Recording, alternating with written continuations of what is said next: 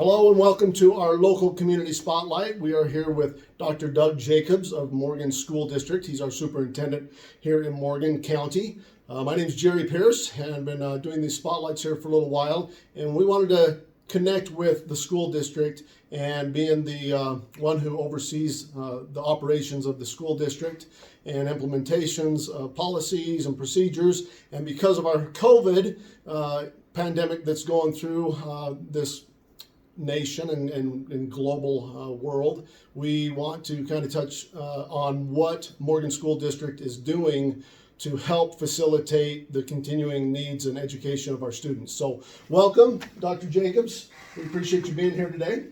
Thank you very much. I want to just give you a minute to introduce yourself kind of informally, who you are, what your background is, where you came from, what you like to do, those sort of things. So let us learn a little bit about you. Thank you. First, I want to thank you, Jerry, for this opportunity to be here and to talk with you and share some of these exciting things we've got happening in the district right now. And point out that when I moved to Morgan, you were the very first person I met. That's right, I remember that. Yeah, it was great. That's 7 years ago. Yeah, wow. Hard to believe. Yeah, you were great to us then, and then I've had the opportunity to work with you as you've helped in the district in many ways. You do dances and you do emceeing and you even drive school bus for us, which is really much needed and appreciated. So thank you very much. You're welcome. So I've been here 7 years, moved up here from southern Utah, a little town called Kanab. I was raised in Kanab, went through school there, and then I ended up living and raising my own children there. My wife and I moved up here 7 years ago when our youngest was a senior in high school. So I have 4 children, all adults, 2 boys, 2 girls. I have 2 fantastic daughter-in-laws and 2 fantastic son-in-laws. So my 4 children have actually turned into 8 children now, and now 5 of the best grandchildren ever. So in fact, those grandchildren are waiting for Papa to get home today so we can do the sprinklers and play in the in the backyard. We've loved being here. It's been a great opportunity. My wife teaches 5th grade in the Davis School District. She actually teaches at a school in Layton, and so it gives us a little bit of a break to not have to worry about me being in charge of her job. So it's worked out well for us. In Kanab, we spent a lot of time at Lake Powell on jet skis. We had 4-wheelers and pretty much lived the active life. When the kids all were raised and left the nest and we moved up here, our lives changed a little bit. So it's more games, jazz games, theater. We have Eccles tickets. We like to see theater, although we like to go to concerts when we have concerts. We love to eat out. I do a little gardening in the yard, so it's kind of it's a great life. I've had the best of both worlds. But Morgan's beautiful. It was a great opportunity to leave the beautiful Kanab area and come to the beautiful Morgan area. So it's just been great all around. So we've been really fortunate to be here. Excellent. Well, thanks for that introduction. So jumping into a new school year, can you tell us what that is going to look like? I know you released an email today, countywide, with a few different options, and you can touch on those if you want to right now. But as far as the implementation of masks and physical distancing and the things that are kind of required and recommended by not only the state governor, but maybe through the Utah School Board Association, you want to tell us a little bit about how that's going to look?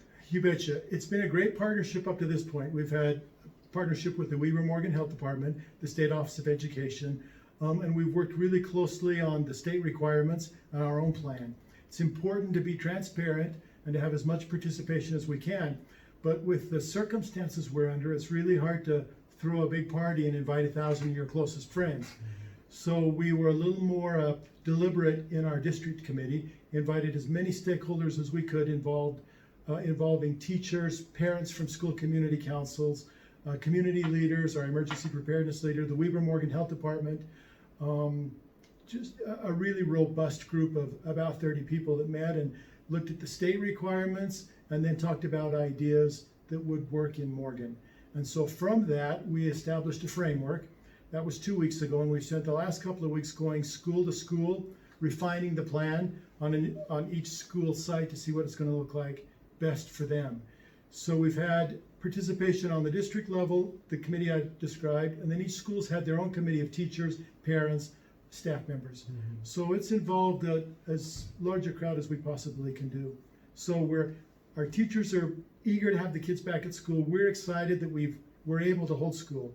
And so we've developed, created 2 plans. One is a regular in-school plan, and one is an online plan. So I'll talk about the in-school plan first. Okay. Looks very similar to what we've done in the past.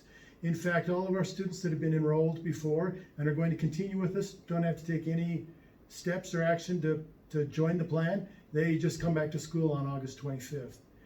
So our buildings and things are going to look a little differently when kids come back to school, and we're going to act a little differently. First off, there's the masking that everybody knows about. And we've had these cool personalized masks made for all of our district employees. You'll get one. Actually, as a bus driver, you're going to get special precautions. We'll enclose you in a vinyl type protective thing, and we've got an N95 mask for our drivers. Okay. We're also going to encourage all of our parents to have their children wear a mask on the bus, because we just can't provide the distancing and the things we need on the bus. And to protect our drivers, we need to do that. Now, you won't be an enforcement officer on masks. If a student comes without a mask, we'll have extra masks that they can use. If they refuse to wear a mask, you would report that, and it would go to the principal, and the principal would work with that student and the parents. But the bus is going to be a critical area that we mask up for. And parents always have the option to bring their kids to school if they don't want to come on the bus. So as I talk about some of these things some of these mitigating practices we're going to do, it really covers 7 areas. We look at distancing, and we look at how we move groups around, and we look at ventilation. We look at the size of the group. We look at congestion, touch, the duration. So those are all factors we look at in coming to the conclusions we do on how we're going to run school. So if you think about when a student comes to school with their mask on, getting the child into school, there's some congestion. So we can lower the risk if the kids have their masks on when they come to school. All of our schools are looking at different points of entrance and exit. So they might not all go in the front door. They may be assigned to go in a different door. We won't be doing individual thermometer temperature checks. It's a good practice, and we've ordered a lot of thermometers and a lot of masks and a lot of hand sanitizer. And our distance right now, you and I, is about 4 feet. 6 feet's, the best thing. And so we've got good ventilation in the room. We won't be in here too long. So, and we're both asymptomatic. We don't have risks, so we're not wearing a mask at the moment. I've been practicing wearing a mask, and it takes a little work. I can sympathize with parents that are worried about their kids in masks. So how does that look? Because speaking as a parent, and probably for the majority of parents out there that are curious, what does a classroom scenario look like? Is there that physical distancing that allows a student not to have to wear a mask at certain periods of the day? What does that look like? I wish our class sizes were smaller, and I wish our rooms were bigger. So we've got some physical limitations. So that's why the mask is going to work to get them into the classroom, to get established. We'll move desks apart. We'll sit students front to back, so we minimize the respiratory output. The teacher, if the teacher's closer than 6 feet to the students, they'll have a mask on. But we'll have other protocols in place. The room is completely sanitized and clean. Students will be invited to sanitize their desk and book before and after they use it. The district is supplying a Chromebook for every single student in the district, so they can have their own Chromebook. It goes in their backpack. It's not shared. We'll have windows open, we'll have doors open, so we'll have airflow. So we've already set up an environment that's mitigated the risk in a lot of ways. So because of all those things, it gives us a little bit more freedom with the mask. So sometimes the mask drops down below the nose so you can breathe. I have to do that, especially when I'm talking, but I'm still minimizing the output, the output that I'm putting out. So, and it's different for kindergartners than for 12th grade students. So teachers in the kindergarten or first grade will really work with their students and provide them lots of breaks and lots of time to breathe in a secure and healthy environment. We totally get that and are sensitive to that, and are not requiring all of the kids to be in the mask all the time. We have kids with special needs that may not even be able to wear a mask. Right. If you look at it, if you look at our bus, if we have 40 kids on the bus and you only have one student that doesn't have a mask on, we've really mitigated the risk because we've got 45 students with a mask on. So we can't be 100% in any situation, but we look for ways that we can lower the risk in every situation. So the cafeteria will look a little different. Food won't be served open, it'll be covered. Spacing in the cafeteria line will be different. The way the kids sit at the cafeteria tables will be spread out in different parts of the school. We won't have assemblies, we won't do field trips for the time being until we get in a better situation where we have less risk. So it's those we'll have directed movement. The elementary schools are great at directed movement. They do that anyway. Middle school and high school, if you've been in the hall during a break, not so much. And so our schools are really working at how to do that. At the high school, we've got permission from the fire marshal to be able to pass through the unfinished third floor space. So we can use both stairways, keep the kids apart, and we might retire the bells for a little while and just have kids move at independent times to lower the risk.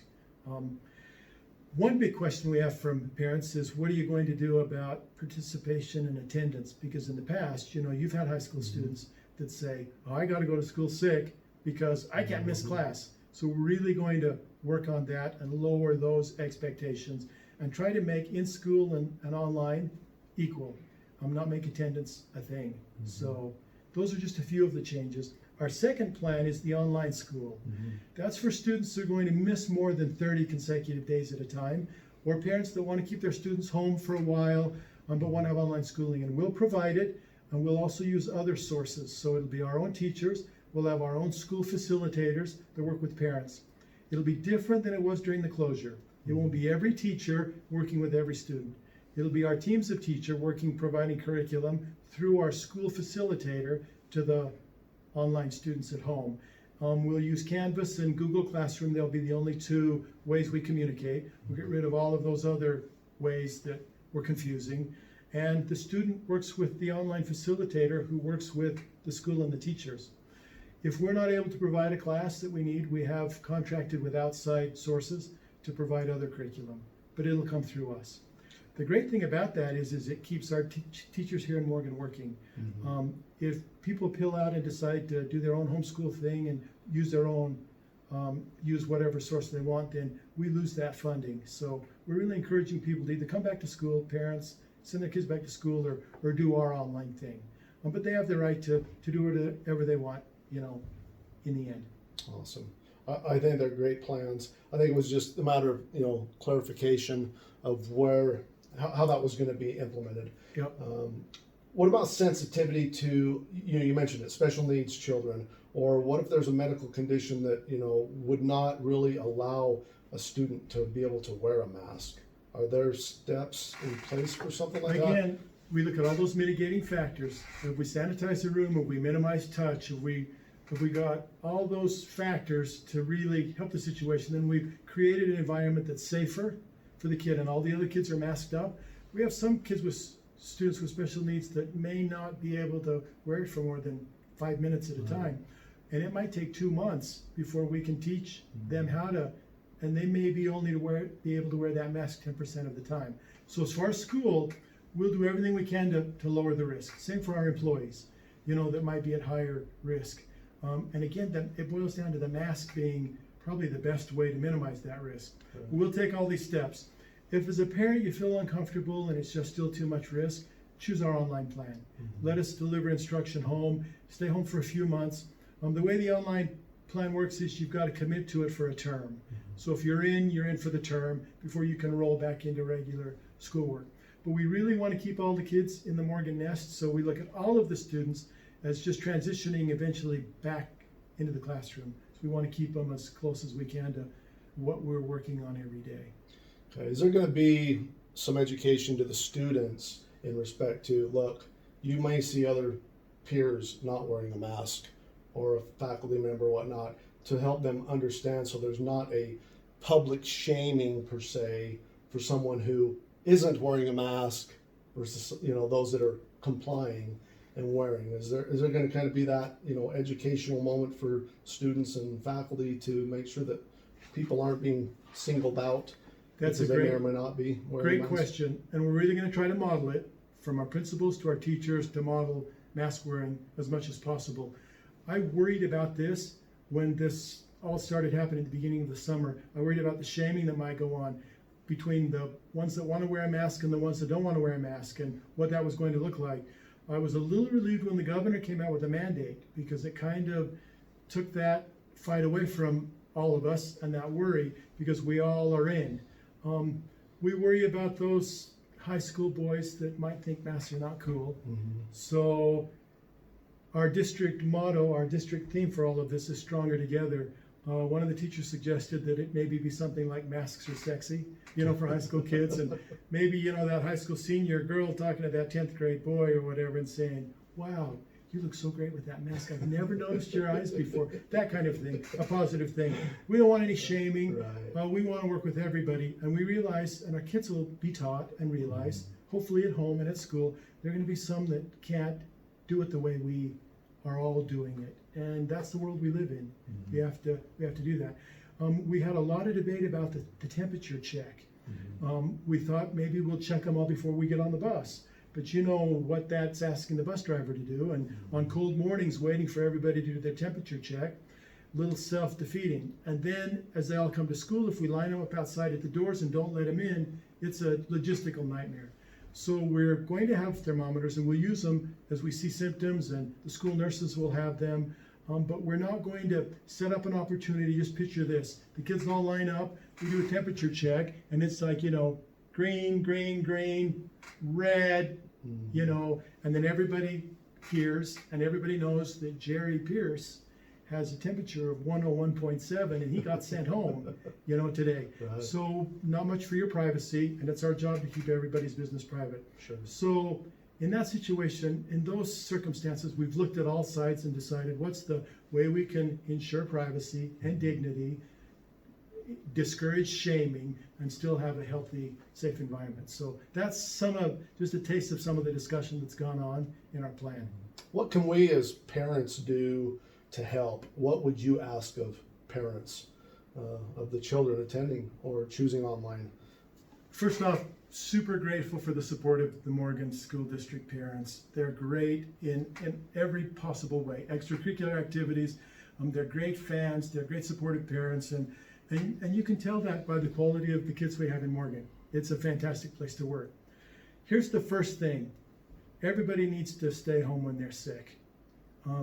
If they've got any kind of symptoms, anything like that, scratchy sore throat, runny nose, anything like that, stay home. I've gotten a few emails from parents worried about how gross masks might be, and so I heard another parent say, well, they need to change their mask as often as they change their underwear, which means daily, hopefully, or sometimes maybe at my age more than that, but maybe parents will need to send 2 or 3 masks to school, and those masks will have to be laundered. Or if it's a disposable mask, throw it away. So the first thing is keep your kids home when they're sick.